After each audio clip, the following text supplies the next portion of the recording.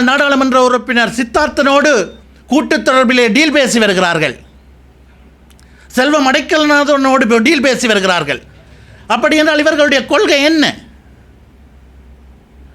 தமிழ் தேசிய பரப்பிலே இருக்கின்ற கட்சிகளோடு தான் தாங்கள் அரசியல் செய்வோம் என்கிறார்கள். பின்னர் டெலோவோடும் இபிஆர்எல்எஃபோடும் புலட்டோடும் சமத்துவ கட்சியோடும் பேச்சுவார்த்தை நடத்துகிறார்கள், டீல் போடுகிறார்கள். சரி, இபிஆர்எல்எஃப் டெலோ ஆகிய கட்சிகளைத்தான் விட்டு விடுவோம், அவர்கள் பாவ விமோசனம் பெற்றவர்கள் என்று சொல்லிக் கொள்கிறார்கள். ஆனால் புலட், சமத்துவ கட்சி ஆகியவற்றை எந்த அடிப்படையில் இவர்கள் ஒரு தமிழ் தேசியம் சார்ந்த கட்சியாக விரைவிலக்கணம் படுத்திக் கொள்கிறார்கள்? தமிழ் தேசிய கட்சியாகவும் தமிழ் தேசியம் சாராத கட்சியாகவும் ஒரு கட்சியை அடையாளப்படுத்துவதற்கு இவர்கள் பயன்படுத்துகின்ற எடுகோள் என்ன?